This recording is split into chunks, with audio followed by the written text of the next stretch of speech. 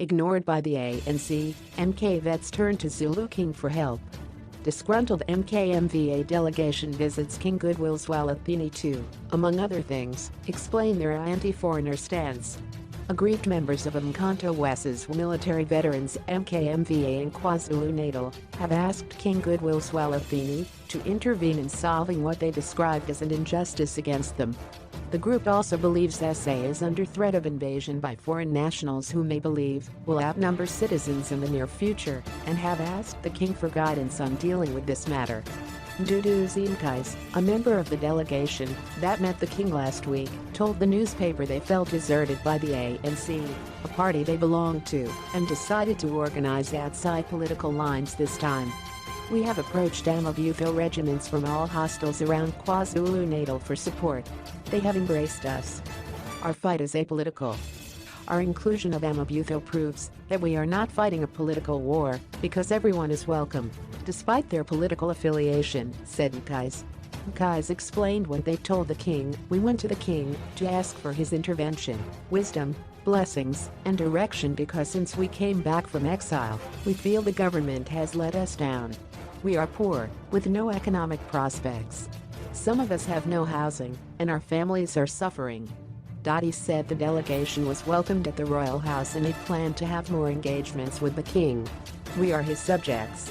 He was happy to see us, and we are still going to have meetings with him to discuss everything we need and to assist us within the detail. Some of the group's demands, which have been handed to the ANC in KwaZulu-Natal in a memorandum, include that foreigners be banned from employment in the transport, hospitality, education, and medical sectors and from strategic SOE positions. They also want foreign nationals to be banned from truck driving and employment as domestic and farm workers. They called for refugee camps to be built for foreigners until all illegal immigrants are deported back to their countries. The group has taken to the streets of Durban several times, shutting down foreign-owned shops and stalls in the city center.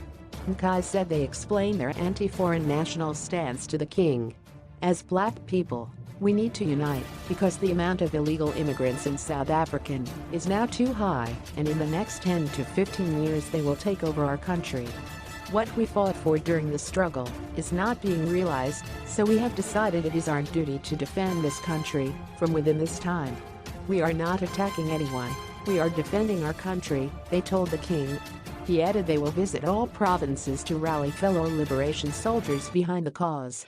There are about 4,500 of us here in KZN. The king has mandated us to go and speak to the other members throughout the country and brief him so that he knows what our collective program is before he addresses us. Another request to the king was that young people across the province be trained by the veterans. MK will never end. What we want, beyond a better life for ourselves and families, is that all people of this province are trained, especially those who live in rural areas, get knowledge and that our children stop doing drugs. Another member of the delegation, Jabulani Mazibuko, explained what the training of youth by former soldiers would entail as South African already had military and law enforcement capacity.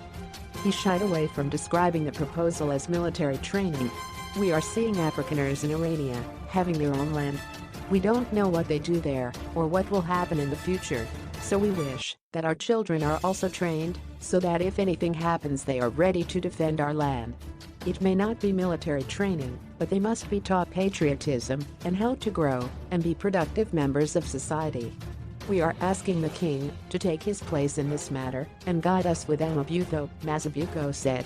He added that the training would help preserve the history of the MKMVA. Mkhize said they also told the king that their attempts to intervene in drugs and human trafficking had been prevented by the police.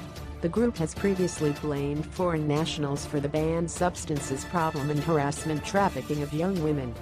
We know where these drugs are manufactured, we know where they are sold in areas such as Point Road and in the Durban city center. We know places that have children that have been trafficked, but when we attempt to go there and rid the community of such people, it is the police that prevents us, he explained. MKMVA has previously marched with truck drivers who also are demanding that foreign nationals not be hired ahead of South Africans in the sector. After those marches, several trucks and drivers were attacked. Mazibuko said the king was very concerned about this.